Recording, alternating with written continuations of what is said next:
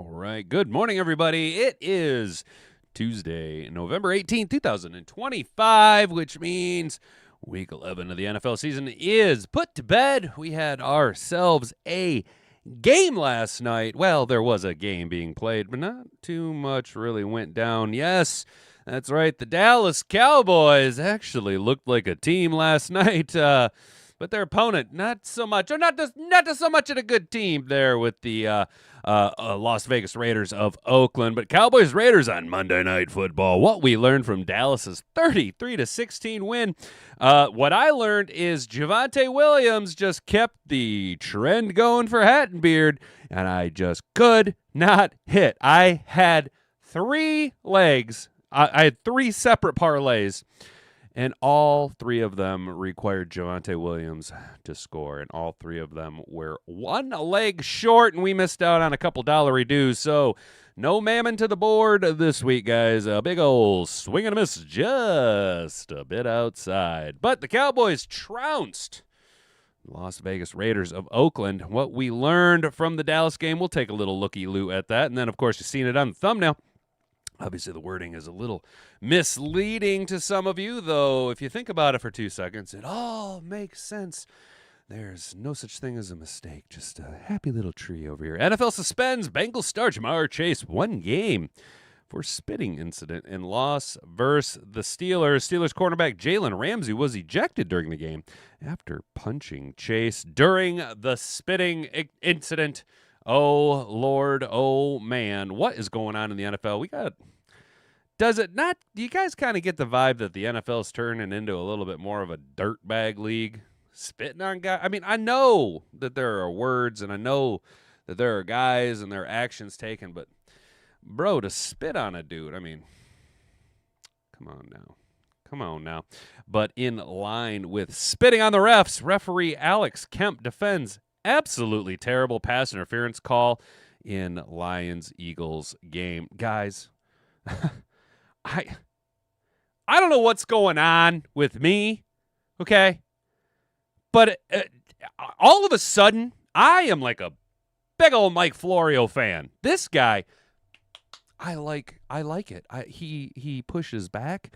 He asks the tough, hard questions. I like Mike Florio. I like Mike. Let's go. Mike Florio's got a little article here for us, and by little article, I mean little print and lots of words. We will struggle with my 6th grade reading level through that, and then we're going to kick off some Detroit Lions news. That is some Lions news, but then we're going to get into the meat and potatoes of it. The Lions didn't plan to stop the aggression on offense despite how well they're playing on defense, and they shouldn't. I love A to Z Sports. Keep doing what you do, but be a little smarter about it. Oh, Mike Payton. We're double dipping on guys like Mike, and we like Mike. Mike Payton over at A to Z Sports. I'm here for it. Did get into it with a guy in the comment section over my video yesterday. Ended up losing me a subscriber over it, but, I don't believe that Dan Campbell is an idiot. Yep, you know what? His play style might have ultimately cost us a game here or there over the tenure of his coaching career. And you want to know something interesting? Name one NFL coach with a 0-loss column. Give me one. Give me one NFL tenured head coach that has never lost a game. Exactly. Because not all game plans are perfect, and just because it wins you games, sometimes it bites you in the ass.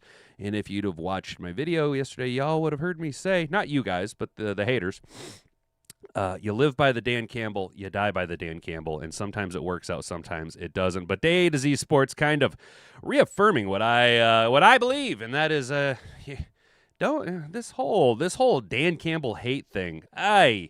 Look, guys, the reality is Vegas had us losing, I think, 6 games this year. Even if they don't know something, they have their thumb on the scale in some capacity, right? There's a reason that they know the things that they know. The reality is we were not going to go 17-0. It just wasn't going to happen. 18-0, whatever the fuck it is. It just wasn't going to. It was never going to happen. I can play Madden all I want. I can live in fantasy land all I want. I can package all the trade deals I want to move up to the number 1 overall pick, and then gradually work my way back, accumulating maximum amount of draft picks. That's not reality. Okay.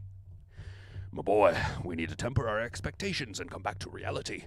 But A to Z Sports, I agree. Keep doing what you're doing. Just be a wee bit smarter about it. You know, time to sharpen that pencil, Daniel. Let's go. And then we're going to end today on a little bit of a uptick high note because, well, we got to start getting ready for Week 12. We got a little bit of a gauntlet coming up here, fellas. We got a short turnaround. We got a couple of wham, bam, thank you, ma'am games. They're all NFC opponents, and we got a little bit of a quick turnaround before the Packers game here. So it's a little bit of a meat grinder for the Detroit Lions.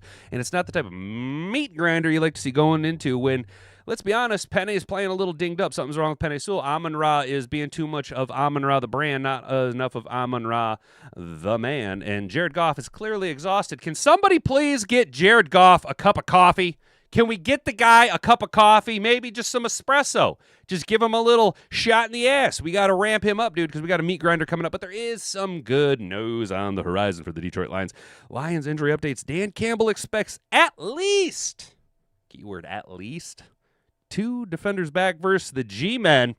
Dan Campbell provided injury update on Lions cornerback DJ Reed and safety Kirby Joseph. Also, keep in mind, Malcolm Rodriguez's injury window is closing, so we need to shit or get off the pot with Malcolm Rodriguez. I expect him fully to be back if he was a full participant in practice all week last week. Let's go, Rodrigo. Guys, before we dive into the show, would you do me a favor to kindly walk on over to the subscribe button, subscribe to the channel if you're new here, ring that notification bell so that you can never miss out on any of our going live Monday through Friday, as well as pregame shows. Think of it as a digital tailgate where we hang out with you, take your chats, and play some bets on the Lions pregame shows. Like the video, share this video around with every person that you know. It's the number one way to get this content out. And then if you think about it later on, look, if you think about it later on tonight, if you're just like having a little 8 o'clock dookie and you're like, hey, I'm on my phone, come back to the channel, right? Go to the video. And this is what you can do. Try and check this out. Just see how it works. You get 3 of these a week. I try and do like Monday, Wednesdays, and Fridays. It's an easy way to remember it. Come back, go to the comment set where the comments are at, swipe over, it'll see a hype button. Go ahead and hit that hype button, and you can help hype this video up. It is the biggest contributor. It's like a super like and share. It just kind of pushes everything up in the algorithm a little bit. So if you think about that later on, that would be the cat's pajamas and the knees upon all of the bees. Boys and girls, now that we've done all that stuff, let's go ahead and dive into the show. If you can say the word good, guess what? It means you're still alive. It means you're still breathing. And if you're still breathing, well then hell, you still got some fight left in you.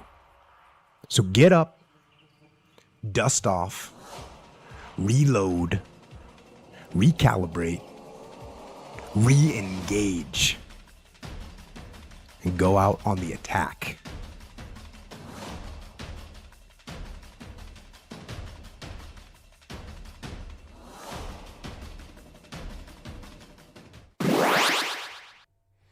All right, guys. Looks like everybody's here hanging out.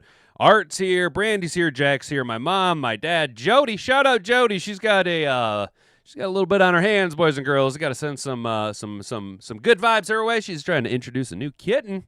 And if any of you all ever taken care of a new kitten, brought a new kitten around an old cat, not an old cat, but your cat. That can be a little bit of an introduction, a little bit of fun, a little bit of stress and anxiety. So we totally feel your pain over here, sister.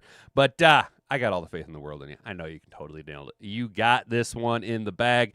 Brandy Coffee's here, Jack's here, my mom, my dad. Broski, what's going on? I thought I seen Mr. Detroit City up in there. Yeah, I thought I seen you here, Mr. Detroit City. Yeah, that's what's good.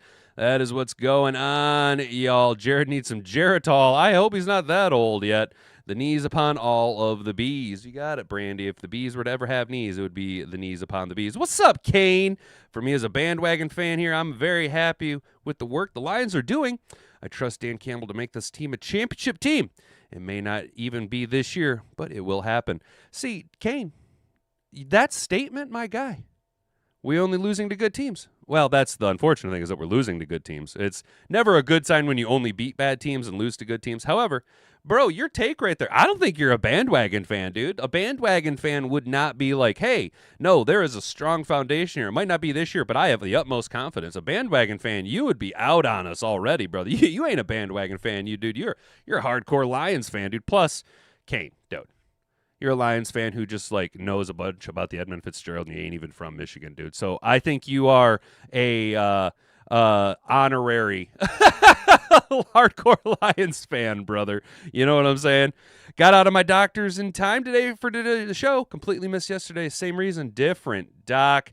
Well, Rick, I hope everything's okay, dude. You know, sounds like it's a little bit more than just sticking a mirror under your nose. But I gotta just tell you, dude. As a lesson, I had to learn the hard way. Dentists work in your mouth, not your butt. And I kept going to a dentist that was working on my butt, and it was weird. I've got the link in my back of I've got the link to my back of my fandom. I'm not sure what that means, dude. I might be reading it kind of wrong because I'm an idiot. Oh, I've got the ink to back my fandom. Gotcha. My bad, dude. Yo, I can't read to save. Hook it on Ponics, work it for me. Let's go, you guys. Let's go ahead and bumble through this. Cowboys Raiders on Monday Night Football. What we learned from Dallas's 33-16 win. What did we learn? Dak is back. Although the Cowboys have struggled as a team, Dak Prescott was compiling a legitimate case for NFL MVP by mid-October. That's precisely when the wheels fell off, leading to two ugly showings that not only torpedoed his hopes of winning the award, but also directly contributed to the Cowboys' two most recent losses. Prescott got back on the right side of the ledger in a big way Monday night, dicing up Las Vegas' beleaguered defense with a healthy dose of targets for George Pickens and CeeDee Lamb, powering a Cowboys aerial attack that appeared to be unstoppable. I'm going to sneeze here pretty soon. For most of Monday night. Such a performance only counts when one win, but was desperately needed for a Cowboys team that has relied heavily on its offense to remain competitive. Number two, same trench issues plague the Raiders. This is something you guys, guy that if you were watching during the trade deadline, I was kind of hoping we could figure out a way to pry Jackson Powers Johnson away from the Las Vegas Raiders, but the Las Vegas Raiders lost Powers Johnson to an injury during the Raiders' Thursday night loss in Denver during Week 10, prompting the Raiders to slide starting center Jordan Meredith out to guard and replacing Meredith with undrafted Clemson product Will Putnam on Monday night. The changes came from a place of necessity and predictably didn't produce encouraging results from a team that has already had problems up front. Dallas's defense, a unit that has endured plenty of its own struggles in 2025, harassed Geno Smith often Monday night, sacking him 3 times in the first half. It looked bad. That first half was, honestly, and I am not at all for guys doing this, but would you blame Geno Smith for coming out and just being like, I retire. I'm fucking done. This is bullshit. I am dying out there. I retire. I'm good. I'm out. I'm seeing deuces. Goodbye. Pete Carroll, you should follow suit. You're clearly not up to speed with the game.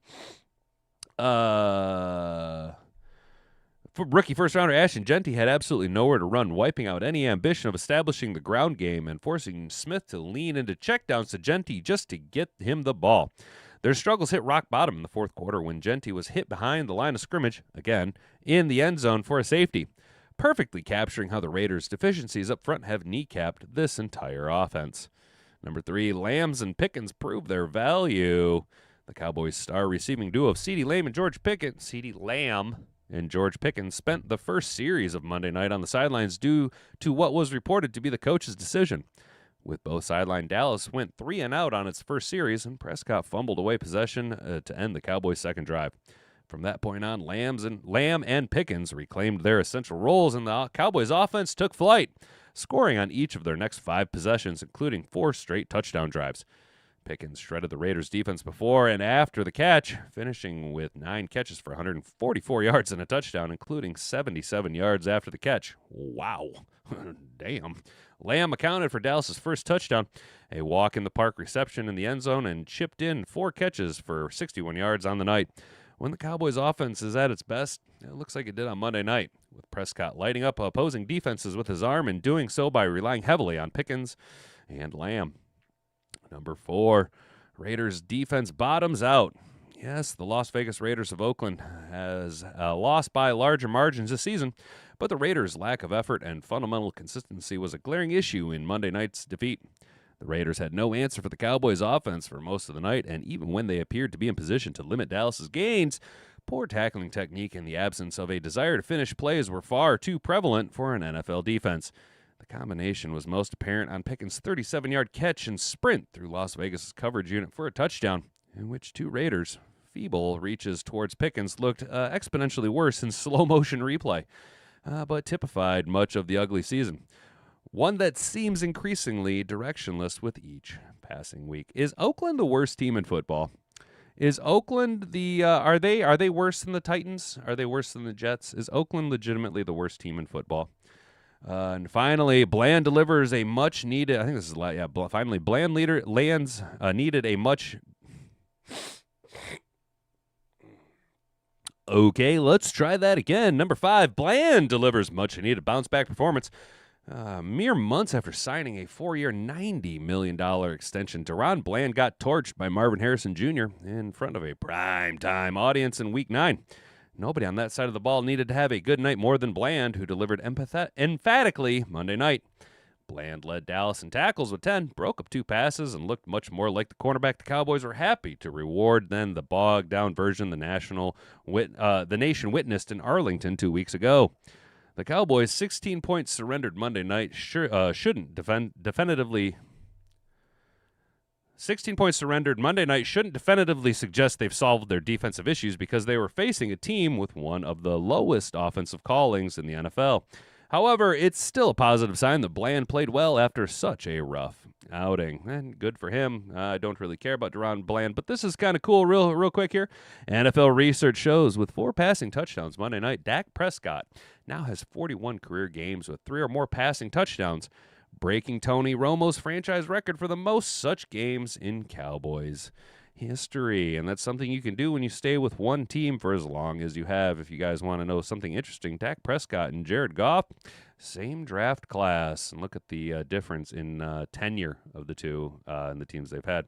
How we doing, Mad Hatter Nation? When I say bandwagon fan, I mean I'm a redneck from South Carolina that chose to cheer for the Lions instead of the Panthers when I paid attention to the NFL again. Hey, man, there's nothing wrong with that, bro. It's dope. You're down there in South Carolina, bro. I got some friends down in South Carolina. It's a nice little spot to be.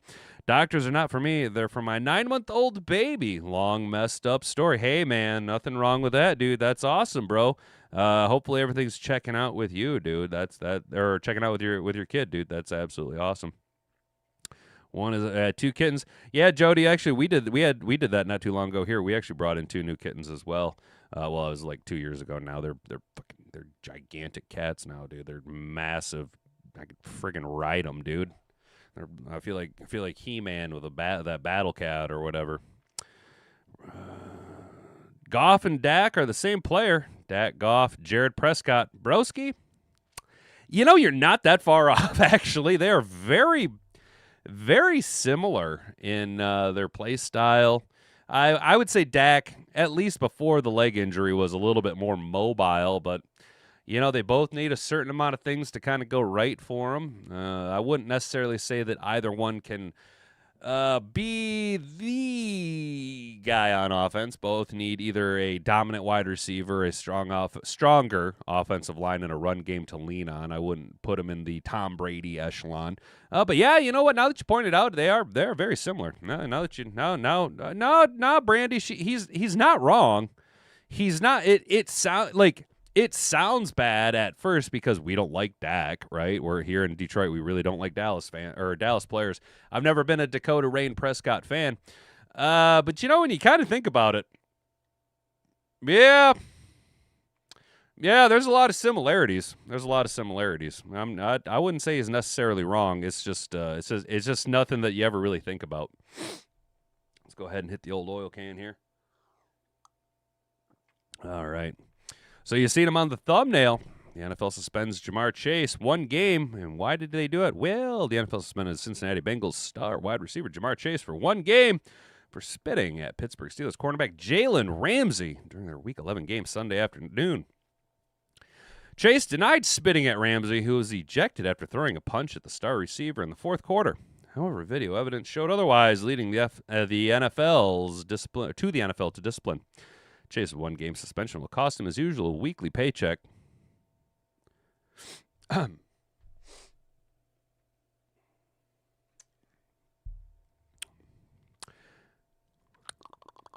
His one-game suspension will cost him his usual weekly paycheck of $448,333, as well as $58,823 per game active bonus. Just let that just sink in for a little bit. We're over here like, hey, we raised $300, almost $400 for charity. Look at us go. And Jamar Chase is like, I make $500,000 a week. Doesn't that just feel really good, guys? Doesn't that just feel really, really good? Shared your podcast to a friend today, sharing the love. Appreciate it, Curry. Thank you. That's super duper. What's up? We're trying to grow. It's the number one way to get us to go. But holy crap, 400. Dude makes $500,000 a week, dude. Oh, my gosh. The NFL said Chase violated Rule 12, Section 3, Article 1, which applies any act that is contrary to the general understood principles of sportsmanship. The incident occurred when Chase and Ramsey were face-to-face, their face masks pressed together between the plays in the fourth quarter. At first, no one understood why Ramsey grabbed Chase's face mask and punched him, leading to his ejection. Here we go. Let's check it out.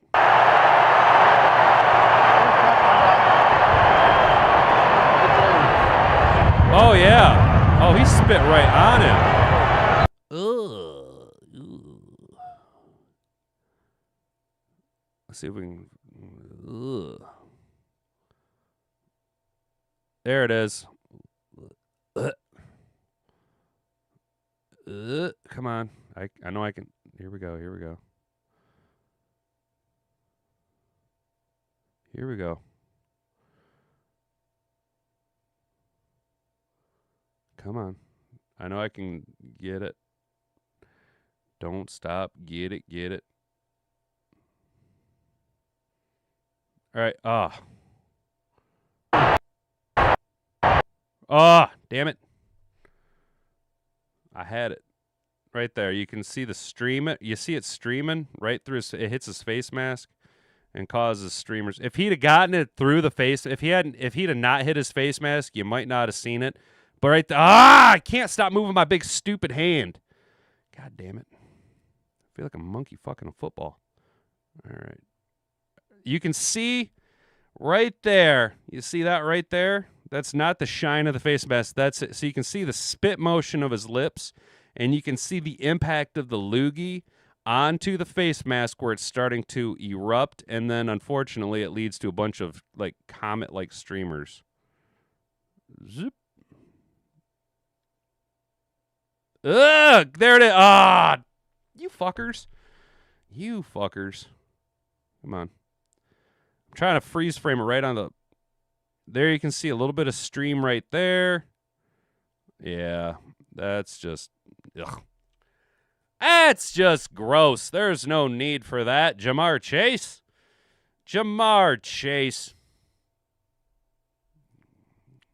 You nasty.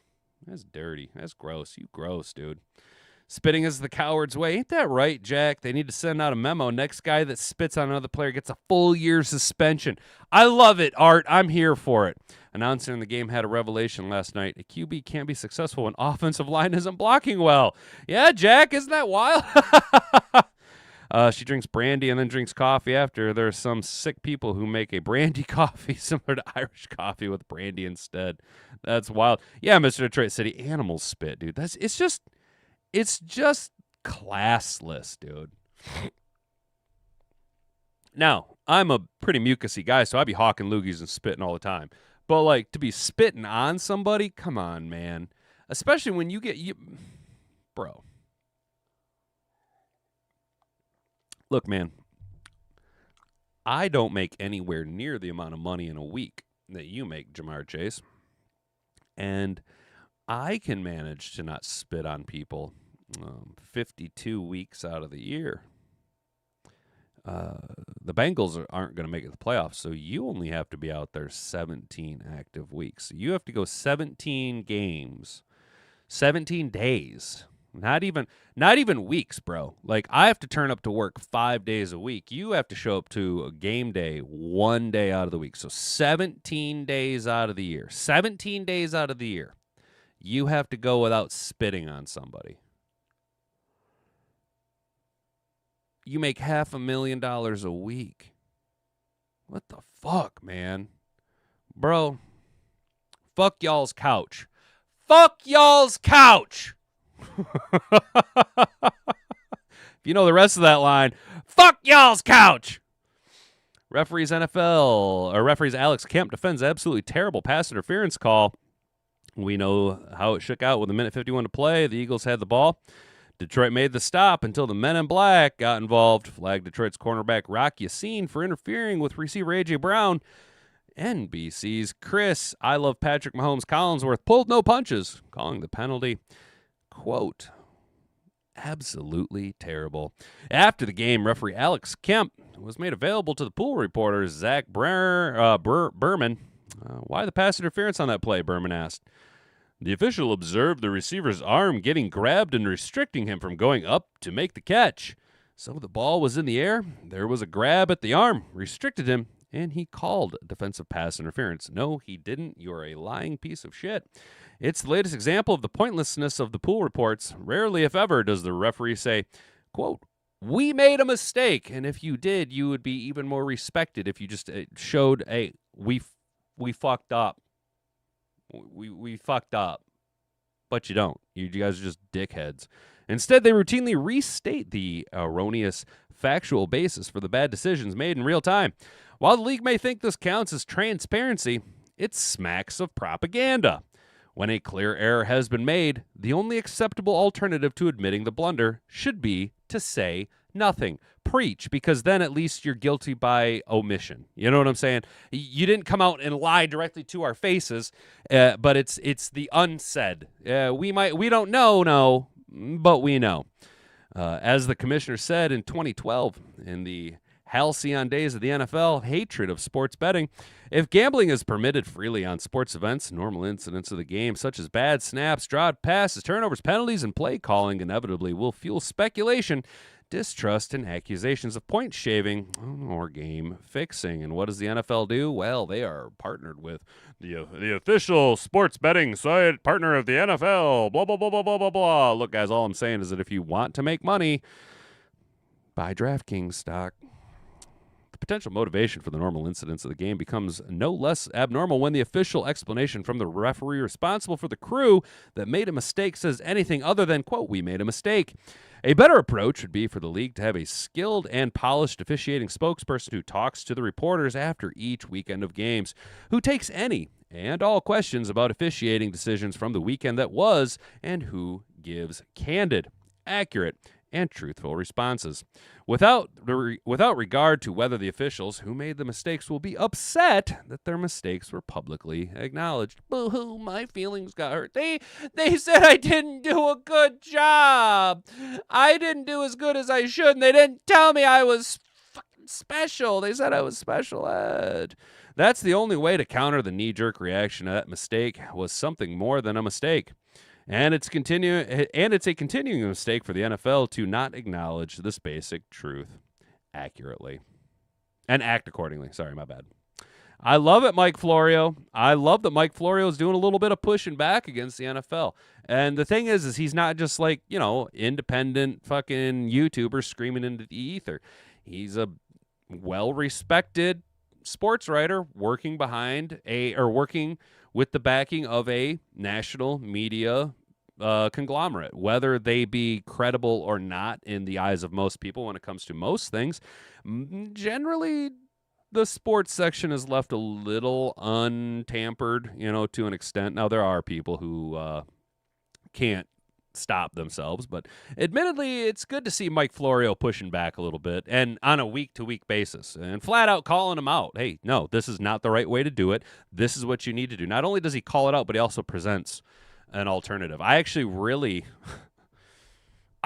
like the idea of them having an actual official spokesperson, someone who just stands there and just, Kaylee McEnany just takes it, and just and has answers and accurate stances. You know what I'm saying? Don't just let the crew lead of that officiating team roll out there and just get fed to the wolves because, of course he doesn't want to look bad. You know what I'm saying?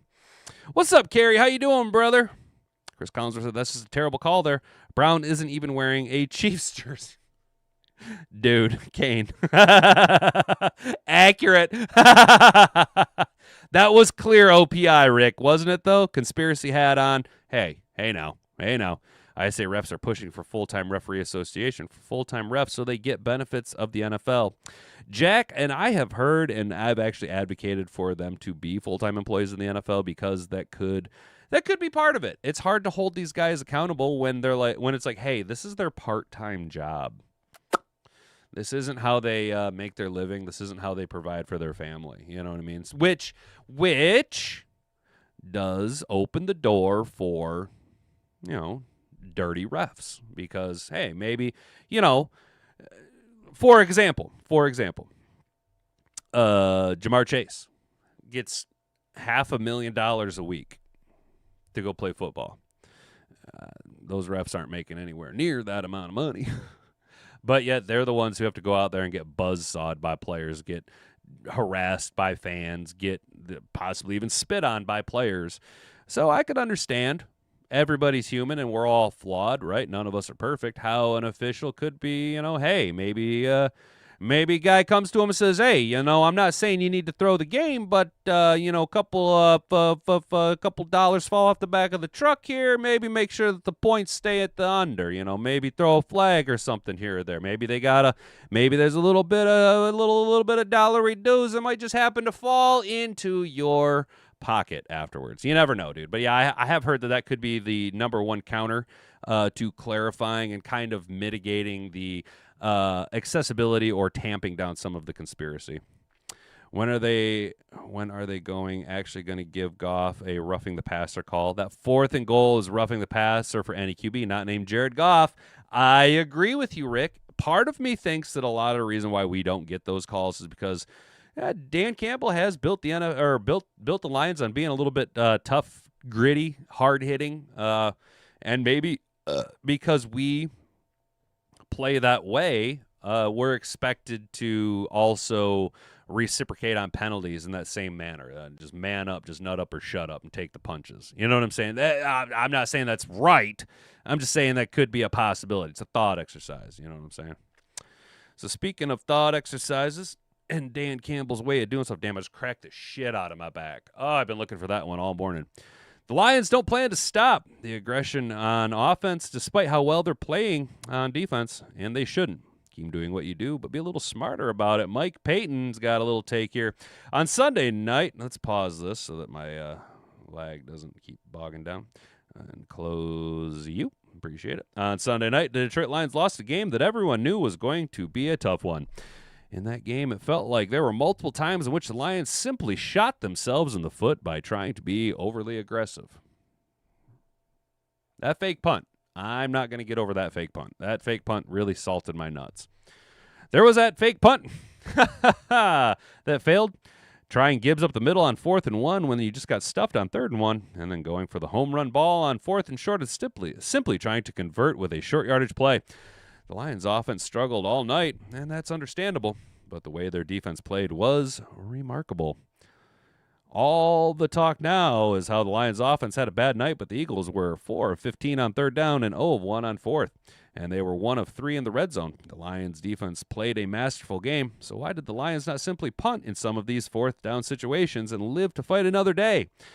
This is how it's going to be going forward. Lions head coach Dan Campbell says the Lions will continue to play their game on offense, despite how well the defense is playing. Campbell was asked earlier in the week if he plans to scale down the aggression, and this was his response.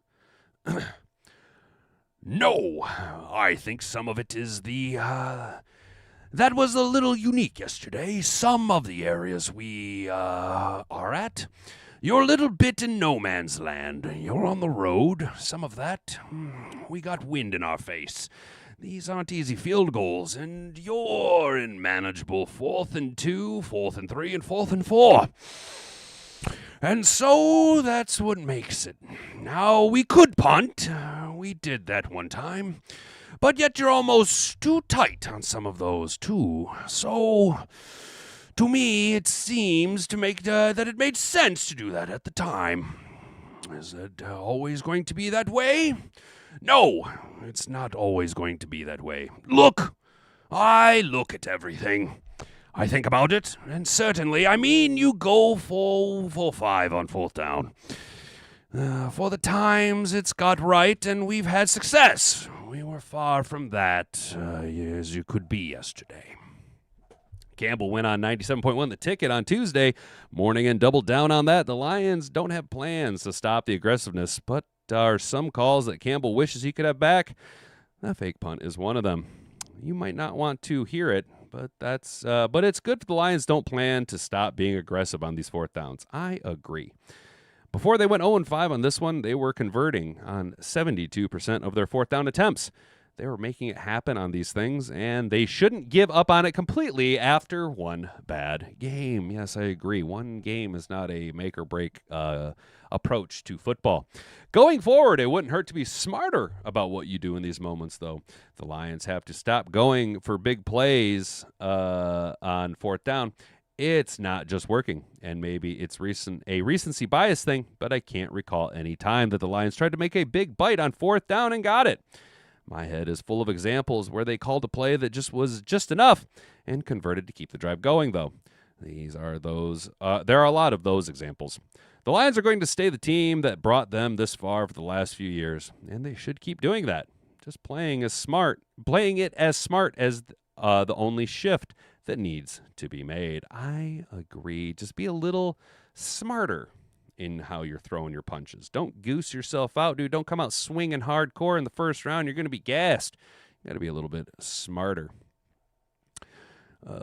Shout out Hat and Beard. Thanks, broski. I appreciate it, brother. Thank you. What is that? Stranger 4420. Am I reading that right? Stranger? Am I reading that right? Stranger 4420.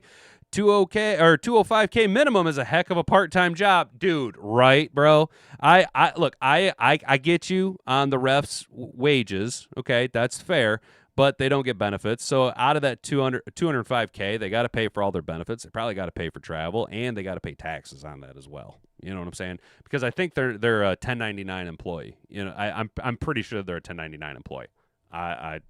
But I guess you're right. That is a lot of money for a part-time job. You're not wrong. I don't know that was going to happen. You like that, Rick C? You like that? What's up, Beantown? How you doing, brother? You riding high out there on that New England Patriots winning waves, dude? I'm pretty sure getting blown up offense, that fake against Seattle, was the last roughing the passer penalty Goff got. Yeah, dude, you're not wrong, bro. We never get them.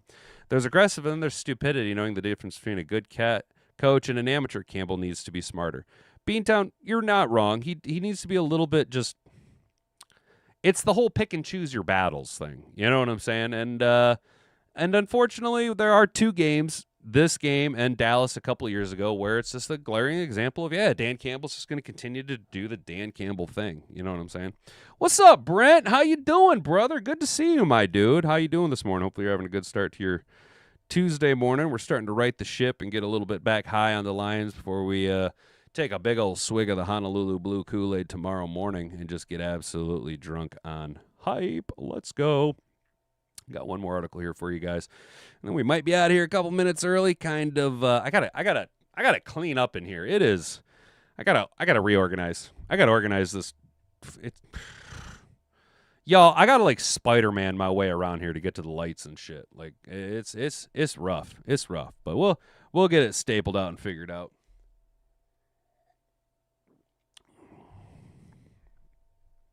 Correct. Stranger 4420, you saying correct on your name or correct that they're 1099 employees? They're independent contractors. They get 1099. Rick, appreciate it. Oh, the NFL player? No, they're not. The NFL players are unionized. That's what the NFL Players Association is for. That's why they have minimum contracts, league minimums, veteran minimums. That's why they put the cap on the rookie salary cap, because it was absolutely ridiculous that fucking Matt Stafford was coming in as a rookie making $60 million over 6 years or something like that at the time, when the highest paid quarterback in the league was making like $15 million. It was something ridiculous like that. But no, the NFL players are unionized. That's why they're able to grieve their suspensions and shit. Which, personally, I think, man, there were some huge missed blocks on those fourth down calls. Yeah, our offensive line was getting taken advantage of, brother. Something's wrong with Penei Sewell. Taylor Decker's taken such a massive step back. Awashika is good at times, but not great. There's a lot of rookie rust and learning curves on Ratledge, and Glasgow is just bad. You know what I mean, though? I mean, I'm not saying completely change your style, but just pick your spot. Yeah, exactly. Beantown, I completely agree with you, dude. It's a matter of picking your battles, you know? Like that fake punt. I will not get over that fake punt. That was fucking stupid. Going for broke on fourth down when you could have just easily picked up the first down, that's a huge mistake. Yeah, that was a desperate play is what that was. That fake punt smelled of a little bit of desperation. And let's be honest, everything went tits up on that tipped pass on our first possession that was intercepted, right? Was it our first possession or second interception? Everything went tits up right there. Everything went tits up. We were immediately off script. Everything just went to shit. Penei looked like have some issues with Philly all game. Or with Phillips. Yes, Art, I agree. He seemed to be struggling with Jalen Phillips. Also, if you recall, though, in the Washington game, Penei got dinged up, dude. He got dinged up pretty good.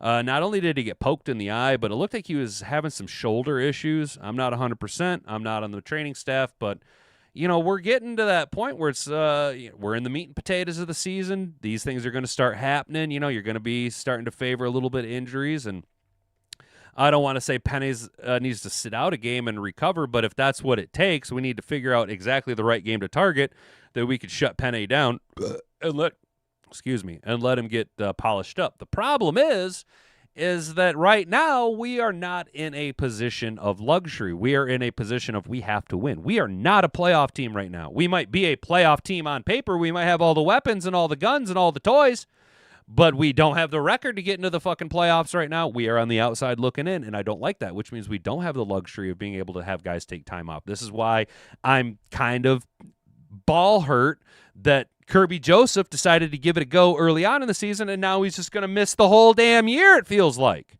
You know what I'm saying? Like I don't know, man. Yes, he did. He got hit low in that Washington game. I think it's his ankle. It was there in the tent for 20 minutes at Washington. Okay, yeah. Yeah, all right, Art. You know what I'm talking about. Yeah, I thought he went to the tent. I thought it was a shoulder because of the way he was kind of laying on the ground, but it might have been an ankle. Yeah, okay, yeah. But so there is something that has been nagging Penei, right? One of them dirty Vikings poked him in the eye. Yeah, dude. Bro, and you guys, I'm not just trying to sound like a sour grapes guy, but do y'all kind of get the vibe that Minnesota's kind of a dirty team? They're just kind of dirty. They like to take cheap shots. You know what I'm saying? I actually like DC a lot as a coach. He's a great leader and champion for his style. Detroit is poised to be an absolute wagon for years to come. Just need to clean up the small stuff. Beantown, you are correct, my guy. It is and you know what, guys? You know what it is? You know what it is? Do you know what it is? Beantown, you are the perfect guy to understand this. Okay? Okay. Beantown, you got to help guide us through these waters, right? You are a Patriots fan, so you know what it's like to be the king for an obnoxious amount of time, but for an extended period of time, albeit obnoxious, and then have a down year, right? So, and unfortunately, you had a down couple of years. Until this year, you guys are just Drake, May, right? So I think what we're dealing with now is something that is something we're not accustomed to as Lions fans. Just like we had to get accustomed to winning, okay, We got accustomed to winning, and then that was the high water mark. We were winning. We had 500 guys on injured reserve. We still made the 1 seed, blah, blah, blah, blah, blah. All pro, all pro, all pro, electrifying offense, high-flying defensive end. All things are coming around. Well, this year's a bit of a speed bump. And sometimes, even when you hit a speed bump, last year we hit a speed bump with 700 players on IR, and we were able to somehow figure it out. We got very, very lucky. This year, there's some speed bumps. There's some shit that's gone wrong. And we are so accustomed and had such high aspirations for this season, right? Because, it all should have come together. This should have been it. But there's a lot of things that changed. Parts, pieces, coaching. Other teams have gotten better. Okay, we can't just discredit other teams, right? And what we're seeing now is we had a standard, and we're not necessarily living up to that standard, although that standard is still infinitely higher than where we had been accustomed to for 20 years. We're now having to deal with the inverse of that, where we were winning. We were the top dog. We were back-to-back NFC North champs. We kept Aaron Rodgers out of a playoff appearance in his last season in Green Bay. Kirby Joseph retired him. Everything was going our way. Number 1 seed with 7,000 players on IR, and this year it's just not quite working out, and we're going, oh, shit. Send up the signal flares. Get on the Marconi repeating radio. We hit the iceberg. We're going down. Oh, shit, start saying your prayers. It's over and done. Fire everybody. Blow it all up. And it's just a gross overreaction because we're not accustomed to dealing with a little bit of turmoil because we've been so good for the last couple of years that we forgot what it's like to have a hiccup. Now, we're not going all the way back to the SOL, but the reality is that Vegas had a reality expectation for us with, 10 wins. The reality is we weren't going to win all of the games this year. The reality is this shit happens. The reality is that we have a strong foundation, and though 1 year of not being perfect doesn't mean we've completely blown up, doesn't mean Dan Campbell's not the thing, doesn't mean Dan Campbell's way of coaching is wrong. Dan Campbell still is a revolutionary head coach in how new coaches go about conducting themselves on the field in press conferences and with their players. We all need to calm down a little bit. You know what I'm saying? 18 seasons and 6 titles, but who's counting? Exactly. The way other teams come after the Lions, they show much more value they put on the Lions. They talk shit, but it's barely, but it's because they respect our skill. Kane, exactly, bro. So, for NFL refs do get medical, travel, food, hotels, basically, except for taxes, they get to keep it all. Okay, well, good for them, I guess. Want to get your thoughts real quick on the chefs. I think it's twofold issue for them. There's a lot of film of them now, and they aren't getting the favorable treatment anymore. Thoughts?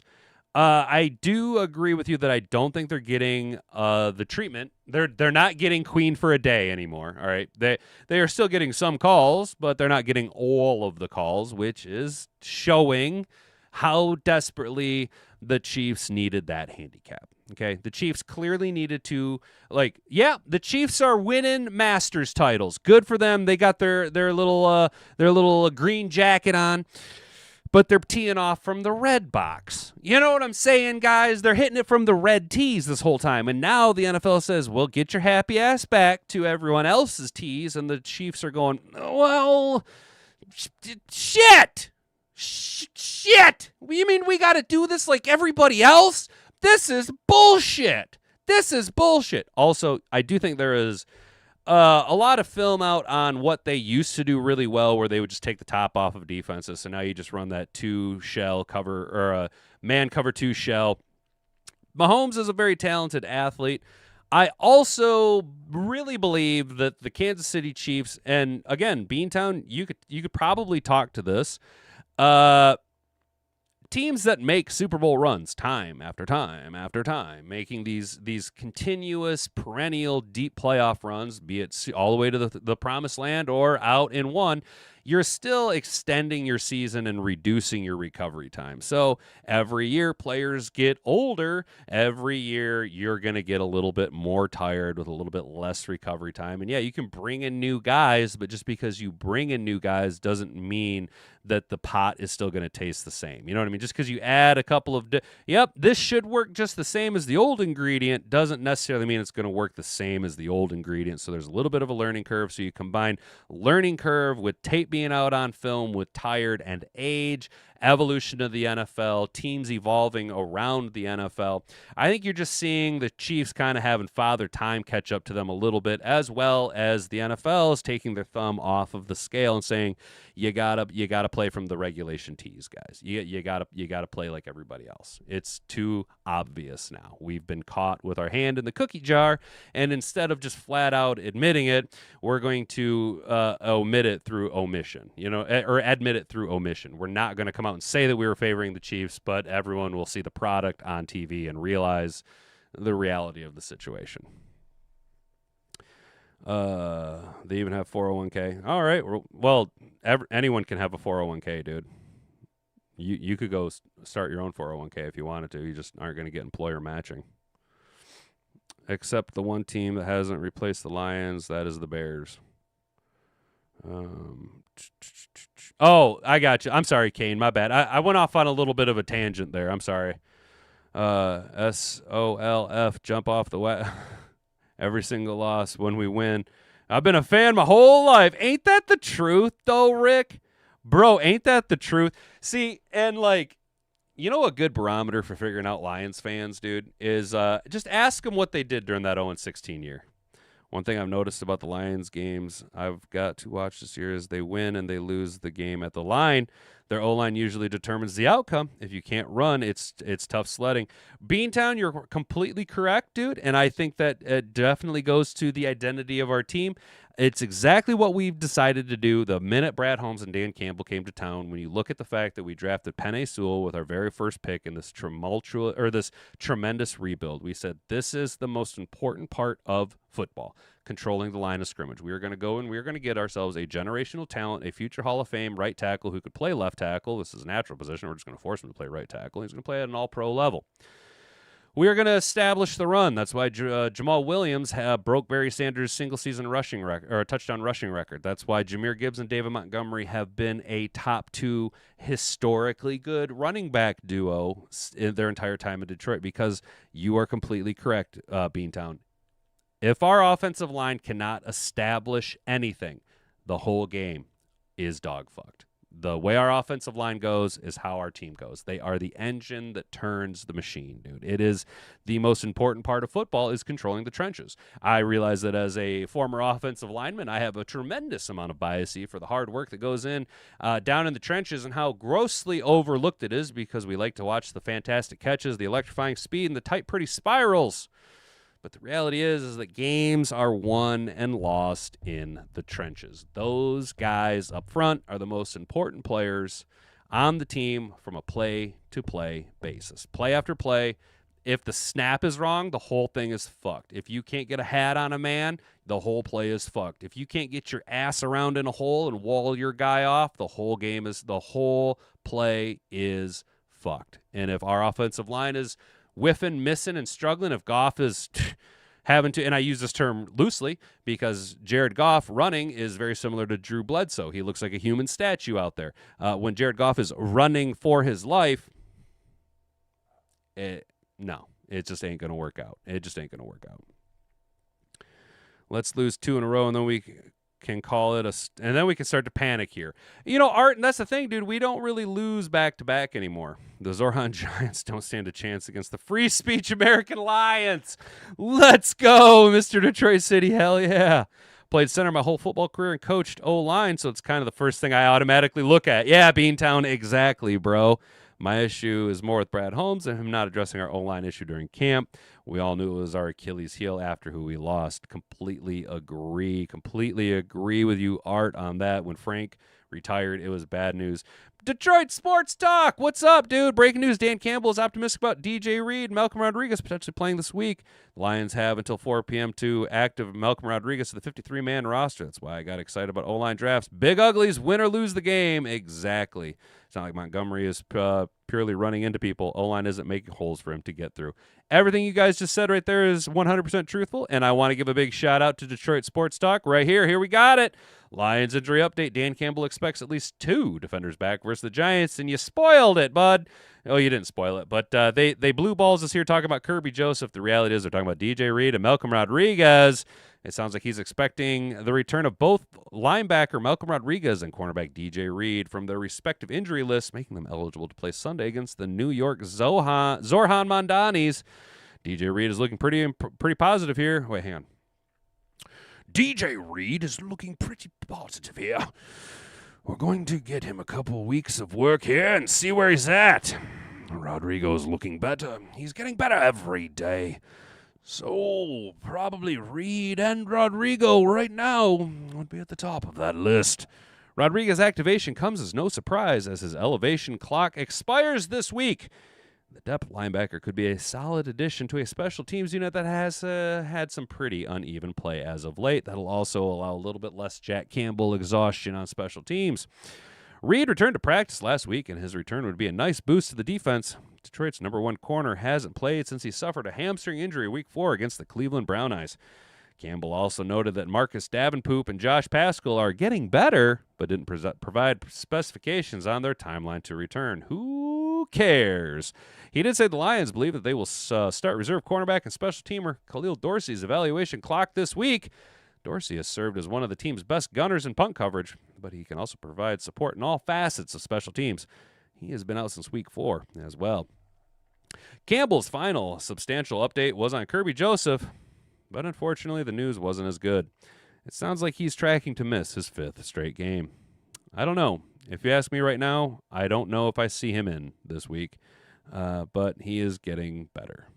Not a good sign for Kirby Joseph. Not a good indicator of availability, but yeah. Do you guys roll DJ Reed out against the New York Giants, the New York Wan'Dale Robinsons, the New York Theo Johnsons, or do you let him get rested up? Obviously, it's shit or get off the pot time for Malcolm Rodriguez. What do you guys think? What do we feel like, Mad Hatter Nation? We're going to leave it up to you before we get up out of here.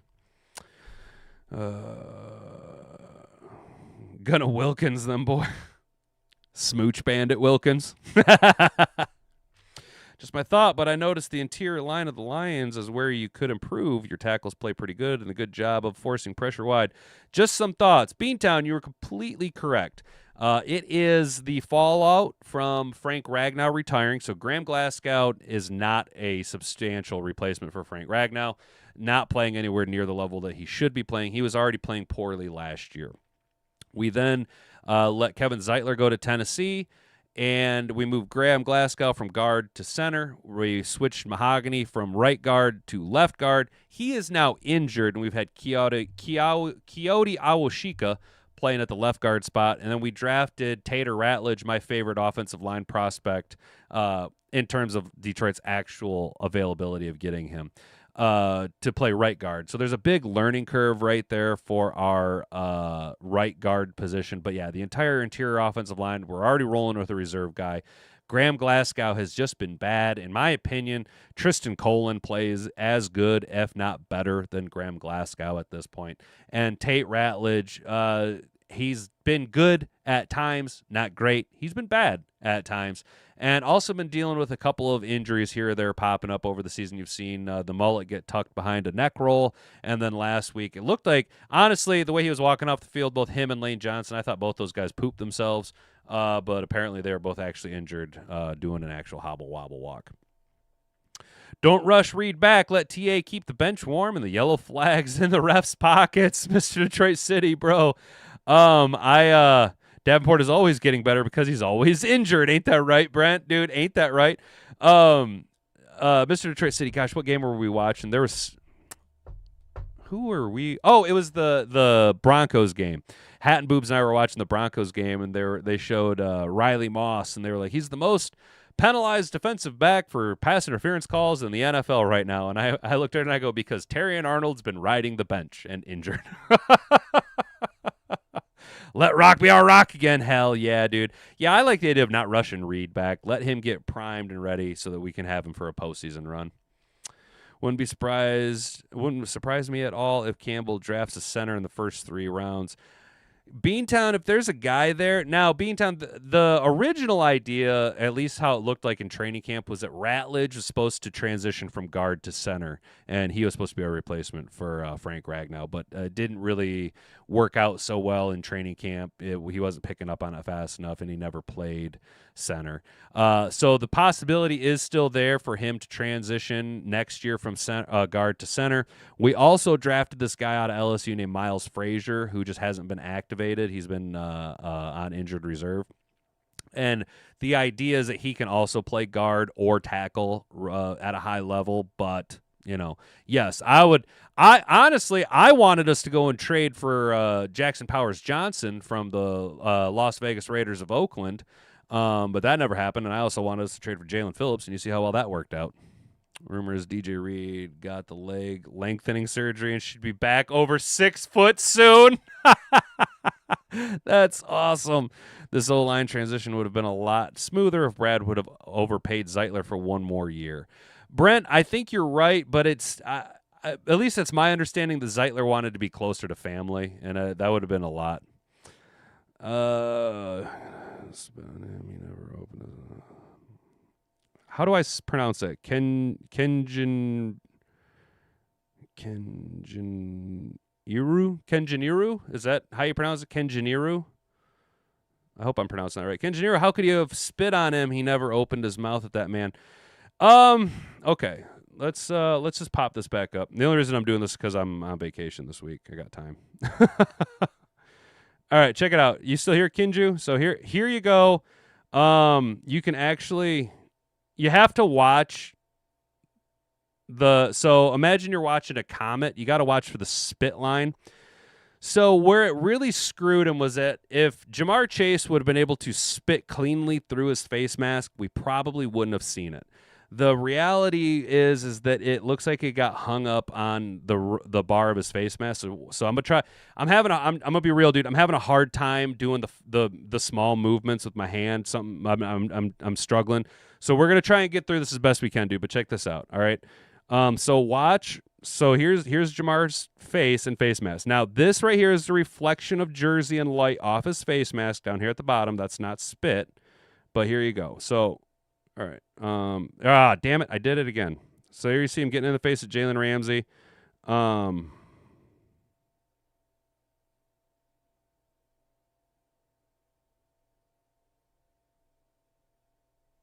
damn it. The problem is I can't move my arm in a straight line.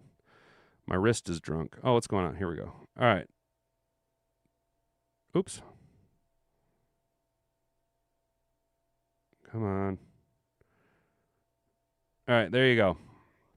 So, if you look real close, you can see Jamar's lips in a spit motion, and then you can see a little bit of a stream right here. Looks like right here, and that looks to be the tail of the loogie that got hung up on his face mask. Right? See how it kind of then falls? That's what you really got to look for, is the tail falling behind the loogie. So, come on. Right there. Right. There's some more tail. Right there. Right there. Oh, I got it. Fuck yeah, I got it. Right there. Right there. Oh, I fucking got it, guys. I got it. So you can see his lips in a motion, and then you can see where it hit the face mask, and there's where you can actually, I wish I could zoom in. You can actually see right there where there's 2 separate tails, where the loogie hit the face mask and then wrapped around, causing a like a concave air pocket right there, and then it came back around to reconnect. You see that gap? Right there? Do you see the gap between the loogie streams, dude? Yeah, he spit on him, dude. He fucking spit on him. That is Loogie stream. Yo, that's Loogie stream right there, bro. That is, dude, he didn't just spit. He straight hawked that fucker, dude. That's a straight hawk Tua right there. He hawked Tua and he spit on that thing, yo. Hawk Tua, she'd be impressed. She'd be pleased with him. He straight up hawked Tua and spit on that thing. You know what I'm saying? Oh, my God. We got him, yo. Got him. Oh, we got him. I'm a sleuth now. Oh, booyah. You like that breakdown, too? So yeah, that's just my take on it. Kenjiniru. Am I saying that right, bro? And I don't want to sound like an asshole. Is that Japanese? This is just me. I'm not trying to sound right. I'm like genuinely inquiring if I'm saying it right and if that is Japanese. If his surgery was successful, Amik would be getting it this offseason and become the best cornerback of all time. No shit, dude. I mean, if Amik was 6 foot, dude, Amik would be an all-pro corner, dude. One heartbeat, one pride, all grit. Go Lions, go Brandy. You can spit without opening your mouth. That's true. It's called a snot rocket.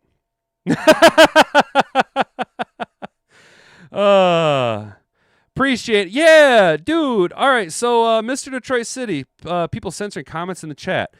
All right, bro. So shout out my guy, Mr. Fig. I think I'm saying that right. My guy comments every day. Dude, something popped up yesterday where he commented and it wouldn't let me see it. Now I was able to see Rallen's comment, and then somebody else some douche nozzle commented something about how Dan Campbell's a stupid fuck, and it censored that. So it's not me. It's just YouTube doing things. I have censorship on my comments, or I think it's moderate or something like that, sent to like just basic stuff. Like you can't come in saying like racist, hateful things. You know what I'm saying? Like it'll flag that. But yeah, dude, I noticed that too, brother. I noticed that too, man. It was kind of weird. Did you guys like our video analysis and forensics breakdown? Look at that right there. I got his ass. You see that? That is Loogie. That is, dude, he spit. He hawked to it on that motherfucker, dude. He spit on that son of a bitch. Like, and if you'd adjust, so let's be honest, the reality is if he would have undone his bottom chin strap, so what probably happened is he's got his chin strap done up, which is putting a little bit of back pressure, pulling his chin back a little bit. So what he was probably trying to do was to actually spit, and he probably, because I can hit things I can hawk loogies and hit like pop cans and shit. So he probably went to shoot it through the opening of his mouth or of his face mask, you know, but with that chin strap pulling his jaw back a little, it probably changed the trajectory downward. And you can see, you know, honestly, if he hadn't hit his face mask, he probably would have gotten away with it. I'm telling you right now. And the thing is I know what that type of loogie has looked like because I got my helmet around here somewhere. I mean, I played ball for a long time, dude. I spit a lot of loogies through a lot of face masks, dude. I know exactly. That is a loogie hanging from face mask stream. That is exactly what that is right there. I know that fucking shit inside and out. Guys, it was another successful show. We talked about the Cowboys-Raiders Monday Night Football game. We put on our detective caps and turned into Sherlock Holmes and broke down Jalen Ramsey and Jamar Chase. Jamar Chase, dirty Jamar Chase. You are a dirty boy. You are gross, and I do not like you anymore.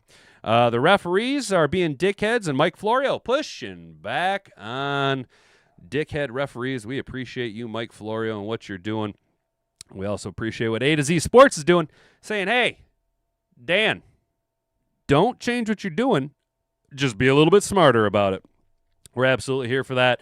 And then we talked about the teasing of DJ Reed being back, some uninspiring news about Kirby Joseph and his availability, and then also, look, we're pretty sure that Rodrigo's going to be back. I mean, he has to be back, right? He's been a full participant in practice all week long, or all last week, and his window's closing by 4 o'clock today or tomorrow, so he's got to be ready to rock and roll. Let's hope. I like Rodrigo. I think he's a fun player to watch, and personally, I think he's the replacement for Alex Anal Zone here in the future. Spitting is nasty and felonious assault in some states. You are 100% correct, Jody. You are actually accurate on that. It is felonious in some states. It is assault. Like, sub, and hype the videos. Yes, Mr. Detroit City, I appreciate you letting everybody know that, dude. The hype button is something you guys come back to in a few hours. Check it out. See if you can hype this video out. It really, really helps. We try to get to be in like the top 100 videos. You got to have like 200,000 points. So it's a lot to get it up into the. But once the hype start hitting, dude, it starts pushing it up a little bit. But yeah, the number one thing you can do is like, share, comment after the video, subscribe to the channel if you're new here, ring that notification bell so you can be notified every time we go live Monday through Friday, 10 a.m. here at youtube.com/The Hat and Beard Show, broadcasting from Grandma's Studio 1. I appreciate each and every one of you who took part in today's show, commented, let me know your thoughts and feelings. It's been a fun day, and now we're going to get after it, do a little bit of cleanup. Haven't decided, got to check the weather. If it's going to be raining gross tonight, I don't think I want to go out hunting. I'm a pussy. I'm a little baby back bitch. But it is what it is. Guys, stay out of trouble. Have a good rest of your day. I've been Hat and Beard. You've been an attentive audience. Until next time, banga, frig off.